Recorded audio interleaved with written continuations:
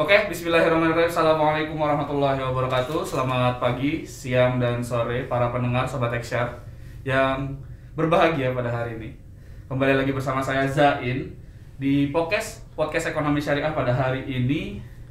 Kali ini kita akan lebih banyak membahas lagi tentang informasi seputar ekonomi dan keuangan syariah. Dan hari ini telah bersama kita Bapak Firman Wibowo dari Bank Syariah Indonesia. Selamat pagi, siang, sore, malam. Selamat pagi. Kita tag-nya pagi soalnya Pak, jadi selamat pagi aja gitu. Gimana kabarnya Pak hari ini Pak? Alhamdulillah sehat, Alhamdulillah Mas Sain. Oke. Kita hari ini bakal sedikit ngomongin Pak tentang salah satu topik yang sebenarnya udah lama kita tahu, tapi kita pengen tahu lebih dalam Pak tentang kemunculan dari Bank Syariah Indonesia ini Pak. Gimana sebenarnya kita boleh dengar dulu nggak cerita dari Bapak tentang kondisi kenapa ada munculnya Bank Syariah Indonesia ini Pak? Apa sih yang melatar belakangi munculnya Bank Syariah Indonesia ini? Ini kan kita tahu Bank Syariah Indonesia itu kan hasil dari merger 3 bank syariah. Boleh dibilang besar ya Pak? Besar, Iya. sangat besar? Iya, cukup besar. Latar belakangi dari merger 3 bank ini terus jadi Bank Syariah Indonesia. Kira-kira apa Pak latar belakangnya Pak? Baik, terima kasih Mas Zain. Iya. Assalamualaikum warahmatullahi wabarakatuh. Sobat Eksyar yang kami cintai. Jadi begini ceritanya ya. Kalau kita lihat secara market share ekonomi syariah itu hanya sekitar 6%. Jadi sangat kecil sekali lah. Kenapa kita bilang 6%? Karena memang secara size ukuran dari perbankan syariah di Indonesia ini yang buku 3 hanya 3. Lainnya tuh buku 2 dan buku 1. Nah, oleh karena itu kita ingin ya, berkeinginan ke depan itu memiliki sebuah bank syariah yang berskala lebih besar lagi. Nah, ini juga sesuai dengan apa yang tercantum di dalam master plan ya, KNEX ya, KNEKS KNEKS itu ya. Bagaimana kita ke depan itu bisa menjadi pusat ekonomi syariah dunia. Bahkan tidak hanya itu, bahkan OJK pun menstate ya, bahwa ke depan harus ada bank syariah dengan buku 4. Nah, oleh karena itu ke depan barangkali kita harus memiliki bank syariah dengan skala ekonomi yang lebih besar, permodalan yang lebih kuat dengan jaringan yang lebih besar. Sehingga tentu saja kita mempunyai daya inklusi yang lebih optimal. Tentu saja tidak hanya dari sisi inklusi, juga harus ditingkatkan dari sisi literasi.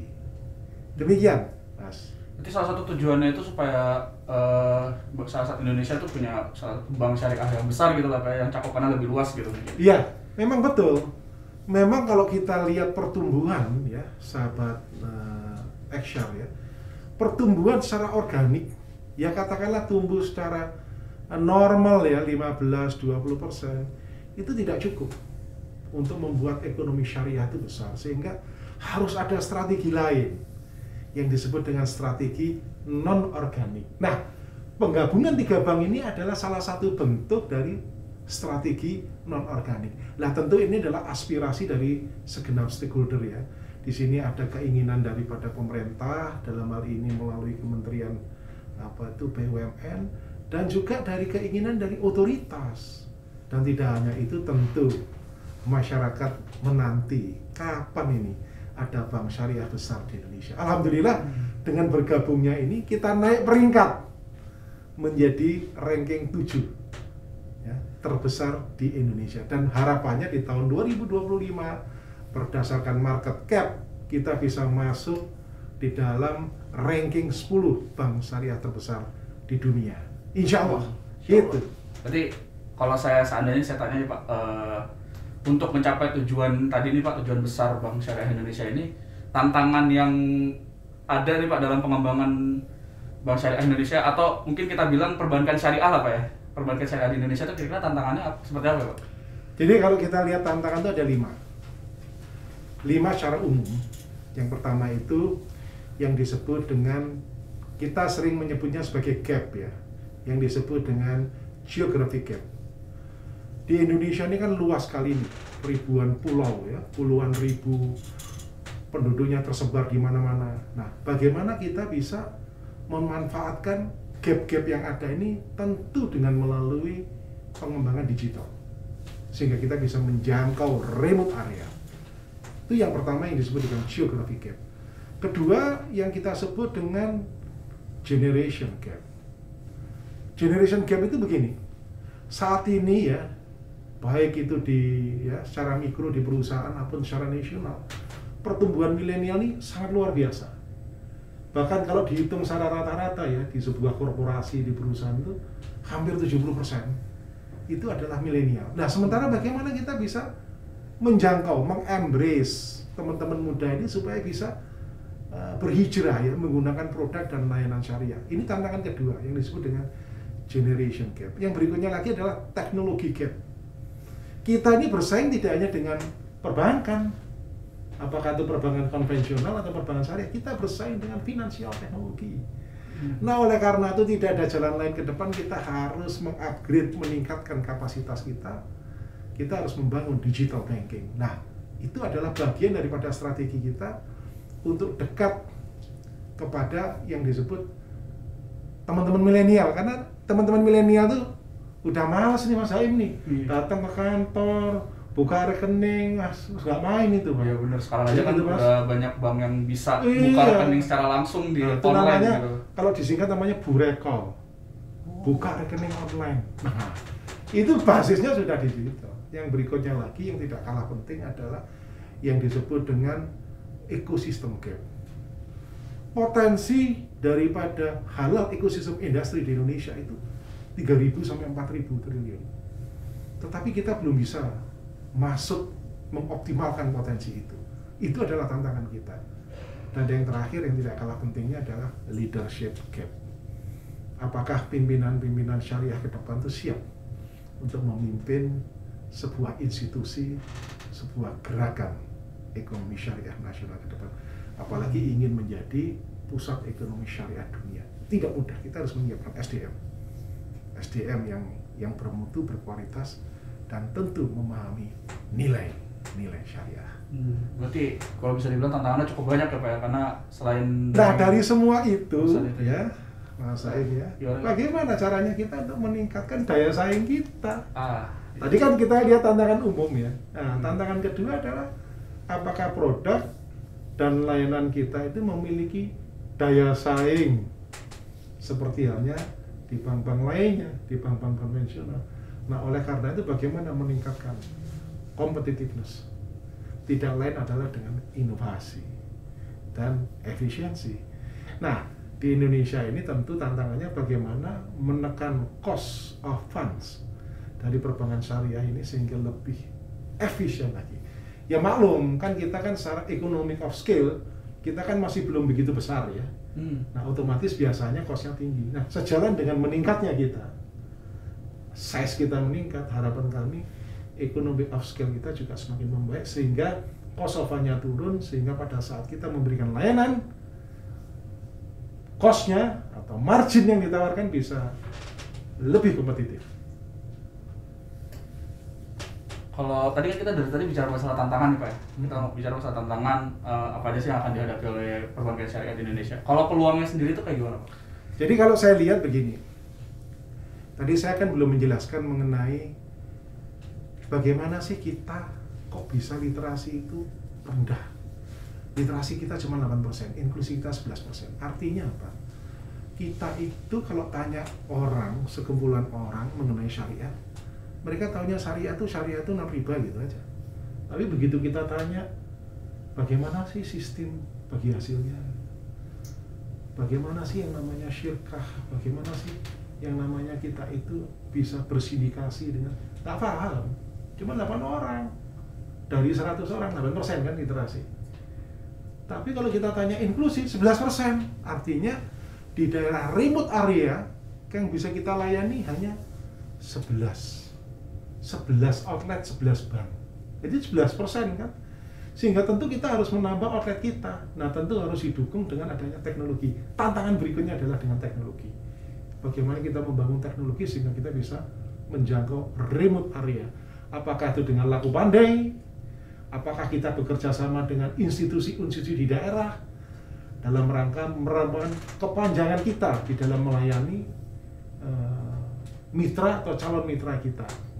Yang berikutnya lagi adalah kalau kita lihat dari sisi inklusi kita 11%. Insya Allah dengan 11% bisa kita tingkatkan kalau kita bisa bekerja sama dengan lembaga-lembaga, asosiasi-asosiasi di daerah. Contoh misalnya, kita kerjasama dengan universitas. Di samping kita memberikan literasi, otomatis kalau seandainya mahasiswa lingkungan di daerah itu menjadi lebih paham, otomatis dia langsung masuk di dalam inklusi, menginclude di dalam produk dan jasa perbankan syariah. Sudah paham? Nah kalau sudah paham kan tinggal menggunakan gitu. Dan tidak hanya itu, kita bekerja sama dengan pembinaan masjid yang disebut dengan manajemen masjid. Nah, kita ini sekarang bekerja sama dengan masjid-masjid untuk meningkatkan, memberdayakan UKM, yaitu dengan cara memberikan pelatihan yang disebut manajemen masjid. Kita ada 4.000 masjid yang sedang kita tingkatkan bagaimana pengelolaan masjid. Nah ini tantangan kita karena di dalam jamaah masjid itu adalah bagian daripada peluang yang akan menjadi calon nasabah kita. Nah nanti kalau mau tanya tentang bagaimana melakukan manajemen masjid, mensertifikasi bagaimana masjid itu dikelola dengan benar, nah kita sudah punya programnya. Bahkan saya sudah buat bukunya yang disebut manajemen masjid.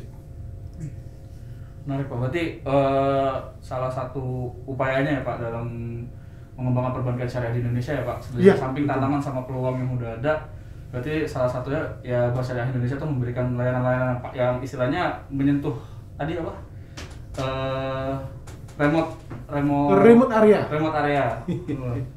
Nah, kalau kita kan dari tadi bicara masalah tantangan dan peluang, tadi juga ada masalah teknologi, inovasi dan leadership serta kepemudaan. Nah, kalau dari Bank Syariah Indonesia ini sekarang tuh udah apa sih inovasi produk, layanan atau perubahan yang ditawarkan dari BSI ini ke depannya Pak untuk menjawab tantangan dan menjemput peluang tersebut?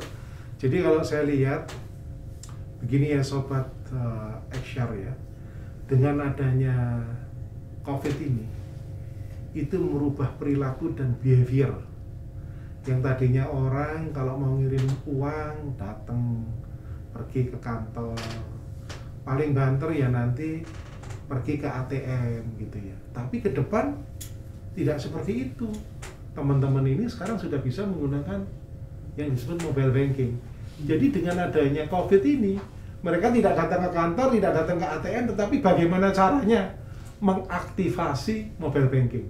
Dan alhamdulillah ya, Mas Zaim ya, peningkatan yang tadinya transaksional dari konvensional menjadi mobile banking itu meningkat bisa sampai 200-300%. Di masa pandemi ini Pak? Di masa pandemi gitu. Mereka yang tadinya datang ke kantor takut kena COVID, ya udah mau nggak mau tadinya yang gaptek jadi belajar mana mobile banking. Oleh karena itu memang tantangan ke depan adalah yang disebut adalah teknologi, ya, digitalisasi. Yang kedua adalah milenial. Sekarang ini banyak sekali ya teman-teman ya, Sobat Eksyar, anak-anak muda semua pada berhijrah. Lifestyle-nya, bagaimana cara mereka berpakaian, bagaimana mereka sekarang menggunakan produk-produk seperti contohnya itu tidak hanya halal lifestyle, tetapi juga halal travel, halal food. Ini potensi yang sangat besar mengingat bahwa jumlah daripada teman-teman milenial ini kan 70%. Ini potensi yang sangat besar. Nah tentu tampilan kita, gaya kita harus lebih modern. Pertama, universal, harus lebih bisa menerima, ya, universal. Siapapun bisa bersyariah dengan kita. Yang kedua, kita harus tampil lebih modern. Yang ketiga, kita harus transparan. Artinya kita harus cerita produk ini kelebihannya apa, ya. Kemudian kira-kira syarat-syarat yang harus diperlukan apa di dalam sebuah transaksi di syariah, gitu kan. Dan syarat halal pastilah ya tadi. Mereka juga harus tahu apa sih prinsip di syariah itu sehingga mereka betul-betul yakin dengan menggunakan produk dan lain syariah itu insya Allah bisa menemukan solusi. Tidak hanya solusi di dunia, ini kalau menurut kami nih solusi untuk di akhirat. Kira-kira seperti itu. Berarti salah satu inovasinya itu adalah bagaimana caranya orang-orang yang dari awalnya ini udah selama pandemi ini kan takut keluar ya Pak. Iya. Bisa nih kita buka layanan perbankan syariah dari rumah gitu melalui via online. Karena kan sekarang juga di masa pandemi itu bener sih tadi kata Bapak, saya aja kayak biasanya jarang buka-buka yang mobile gitu, biasanya enaknya ke ATM langsung gitu. Sekarang udah mau nggak mau pakai langsung mobile banking aja Iya, biar enak gitu. itu kan inovasi dari sisi transaksinya. Iya. Kalau dari produknya juga banyak kita inovasi banyak. Contohnya misalnya adalah produk Gria, produk Oto, produk Gadai. Ada itu. Itu sangat luar biasa sekali. Jadi kita ini juga menawarkan produk untuk Gadai juga gitu loh. Jadi memang di syariah itu memang berbagai macam produk itu lengkap. Mana ada di bank lainnya itu produk kok sebuah bank memiliki inventory rumah namanya Gria Swakarya. Jadi bank itu punya rumah yang rumahnya bisa dijual. Itu adanya di perbankan syariah termasuk Gadai tadi itu. Jadi memang luar biasa menabung dengan emas gitu. Ini produk-produk sangat luar biasa ya inovasinya. Dan tidak hanya itu, kita punya produk ya yang disebut sebagai uang elektronik. Jadi kalau kita ya dulu namanya uang disimpan di buku tabungan. Lanjut uang disimpan di dalam kartu tap cash. Sekarang uang disimpan dalam bentuk gadget. Uang elektronik sehingga bisa bertransaksi dengan berbagai macam merchant. Uangnya ditaruh di gadget, di aplikasi. Itu kita sudah punya. Bahkan kita kalau mau umroh atau haji sekalipun, kita nggak usah bawa uang banyak-banyak. Biasanya kalau kita haji kan dikasih uang cash 1.500 real itu. Khusus yang 500 kita bawa, yang 1.000 ada di tabungan. Nah, tabungan ini bisa dengan pakai kartu debit sehingga bisa ngambil uang di Saudi Arabia. Kita tidak terkena exchange rate karena apa? Ngambilnya dengan exchange rate yang sangat rendah, jadi nggak terlalu tinggi, nggak terlalu dirugikan. Kedua, operasional risknya bisa dikurangi. Nah, nanti kalau duitnya ketelingsut di mana-mana, hilang kan repot kita. Jadi kita bawa uang secukupnya dengan kartu ini. Nah, kartu debit ini Bank Syariah Indonesia ini bisa digunakan di berbagai macam ATM di sana, seperti Al-Raji, Al-Bilad, NCB. Bahkan menunya ini, Mas Saib, menunya menu Indonesia. Begitu dimasukin kartu, keluar menu Indonesia. Langsung disesuaikan gitu loh. Langsung disesuaikan gitu. Dan rate-nya tentu saja jauh lebih baik daripada kita membeli uang real yang ada di sana gitu. Jadi ini sangat luar biasa. Sebetulnya banyak nanti yang akan kita kembangkan ya, terutama dari sisi transaksional dan produk dan layanan. Insya Allah. Berarti emang sebenarnya produk sama layanannya udah banyak ya Pak. Nah, saya pengen geser sedikit nih Pak. Kita kan dari tadi kan bahas tentang Bank Syariah Indonesia-nya. Nah, saya kan sekarang sebagai nasabah nih Pak. Ketika mendengar isu Bank Syariah Indonesia muncul ini kan saya mulai bertanya-tanya nih. Dari 3 merger itu kan misalnya saya buka rekening di salah satunya. Terus apa nih nasib saya sebagai nasabah ini, apakah langsung dari bank tersebut pindah jadi BSI atau ada yang harus kayak proses lagi Pak untuk bisa mendapatkan layanan dari produk tersebut tadi itu? Baik, mungkin saya jelaskan secara simpel ya, sederhananya. Jadi gini Sobat Eksyar, setelah tanggal 1 Februari 3 bank ini hanya tinggal nama. Artinya 3 bank bergabung menjadi Bank Syariah Indonesia. Tepatnya pada tanggal 1 Februari 2021. Namanya menjadi Bank Syariah Indonesia. Pada tanggal 1 itu sampai dengan bulan berikutnya, ya paling 1 bulan, 2 bulan, bahkan 3 bulan berikutnya, akan ada 3 cabang yang bertindak sebagai pilot atau piloting, atau cabang yang digunakan sebagai piloting. Artinya piloting apa? 3 cabang ini nasabahnya bisa melayani seperti halnya Bank Syariah. Misalnya Bank Syariah Indonesia. Contohnya Bank Syariah BRI, BRIS. Kecabang 3 ini pun bisa dilayani seperti Bank Syariah Indonesia. Karena mereka sudah menjadi satu, menjadi Bank Syariah Indonesia. Buku tabungannya buku Bank Syariah Indonesia. Jadi kalau datang langsung diganti buku tabungannya, nomor rekeningnya langsung diberikan nomor rekening Bank Syariah Indonesia. Itu yang pertama kali di 3 cabang. Nah, 3 cabang ini ada tempatnya masing-masing. Ada yang tempatnya di Abdul Muiz, ada yang tempatnya di BSD dan sebagainya. Nah, yang tahap berikutnya, nah ini adalah cabang, karena ini ya yang disebut dengan teknologi sistemnya yang digunakan adalah sistem dari Bank Syariah Mandiri. Jadi yang namanya Bank Syariah Mandiri sangat mudah sekali dikonversi menjadi Bank Syariah Indonesia. Ini adalah tipe yang kedua. Nah, yang tipe yang ketiga adalah kita punya dua bank syariah, yang 2 itu diberikan semacam API lah. Jadi mereka bisa melayani seperti halnya bank syariah. Misalnya di bank syariah BNI, ex-BNI ya, ini namanya ex-BNI atau ex-BRIS, itu bisa melayani untuk pembukaan cabang bank syariah Indonesia. Yang tahap ketiga. Nah, yang nanti sampai dengan bulan Oktober November itu baru seluruh cabang kita 1.200 itu langsung bisa melayani sebagai bank syariah Indonesia. Jadi ada dua. Satu, kita secara aktif melakukan migrasi secara mandiri. Jadi datang ke kantor yang tadi 3 cabang itu, kemudian berlanjut menjadi setelah bank piloting itu menjadi bank yang ditunjuk di dalam konversi berikutnya, tipe B, kemudian ada tipe C gitu. Tapi mungkin terlalu detail ya kalau saya jelaskan, tapi intinya bertahap. Nah, itu yang mandiri, istilahnya itu program migrasi secara mandiri, itu bisa dilakukan. Nah, nanti setelah tanggal 1 Oktober, setelah tanggal 31 Oktober masuk ke November, baru kemudian secara otomatis kita bermigrasi. Jadi jangan khawatir, nggak hilang duitnya. Bahkan nomor rekeningnya, insya Allah nomor rekeningnya masih sama, gitu. Hanya berganti menjadi Bank Syariah Indonesia. Tapi karena ini sangat luas sekali di beberapa cabang, program rollout ini memang membutuhkan waktu. Tapi insya Allah tidak mengganggu kenyamanan, ya. Bahkan layanan pun tidak berkurang, bahkan lebih baik lagi, ya. Jadi insya Allah program rollout ini berjalan dengan lancar dan tidak ada yang dirugikan. Mungkin begitu. Termasuk layanan mobile bankingnya juga nggak berubah ya Pak?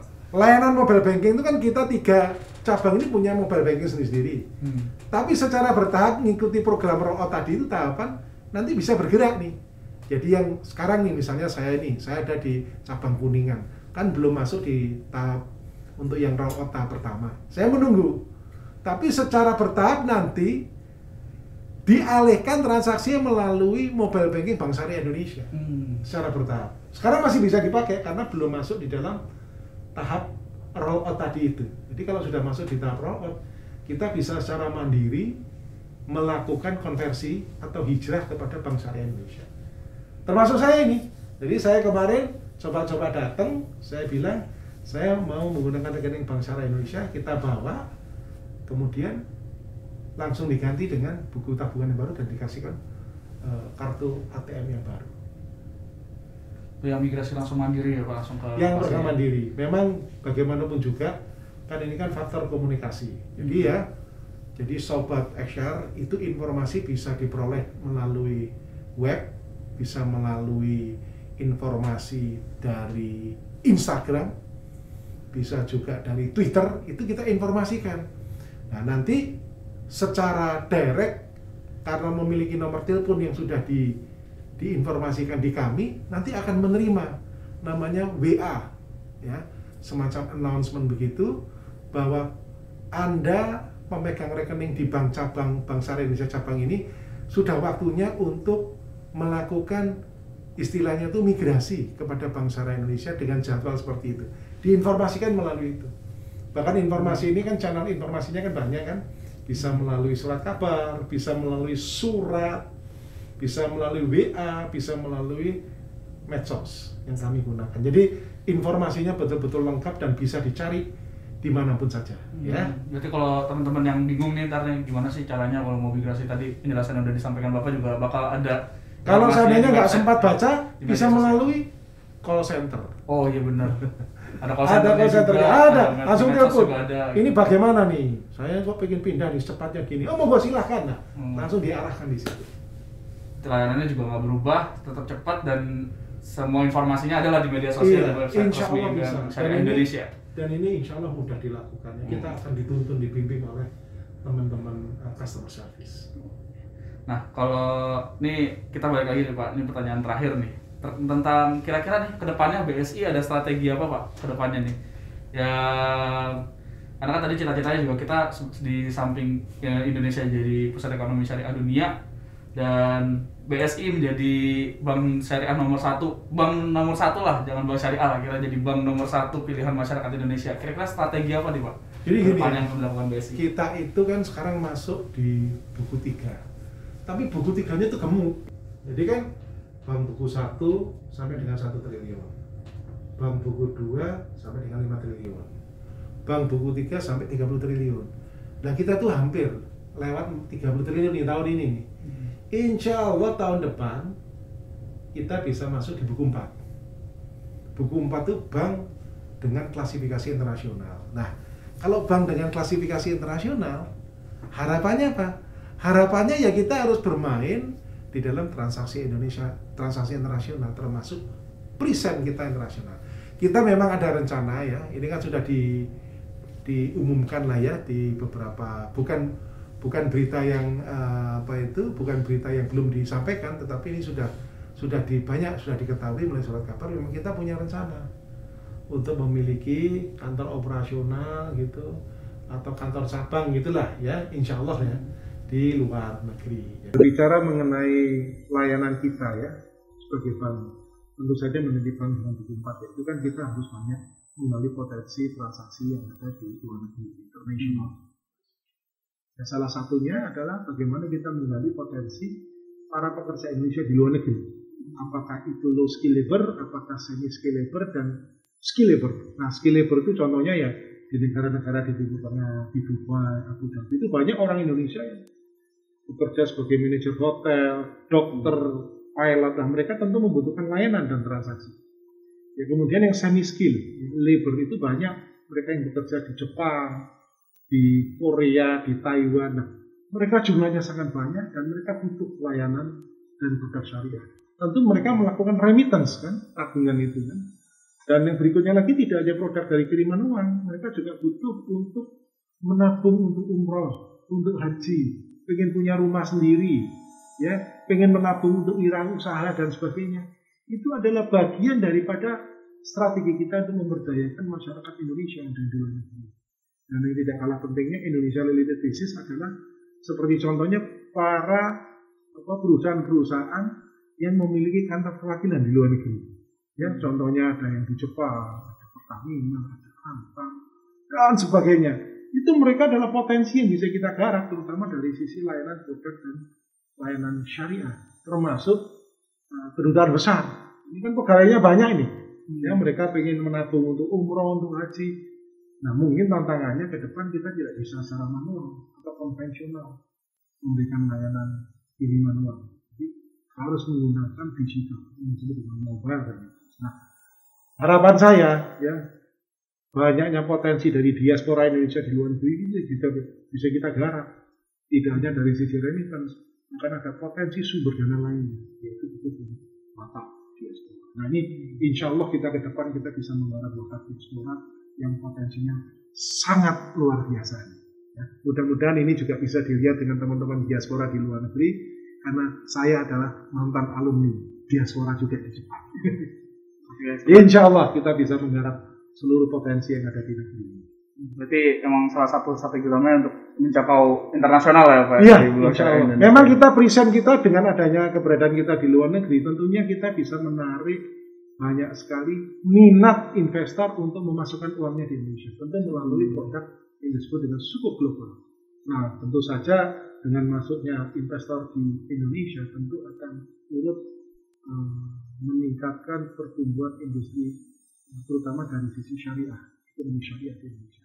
Banyak sekali produk-produk proyek-proyek yang sedang kita lakukan ya, dan membutuhkan produk investasi sangat banyak. Insya Allah lah, kita dengan bersinergi secara lebih optimal, kita bisa membangun negeri ini secara lebih baik ya, lebih berkah. Ya. Insya Allah ya, tentu dengan menggunakan produk dan layanan syariah.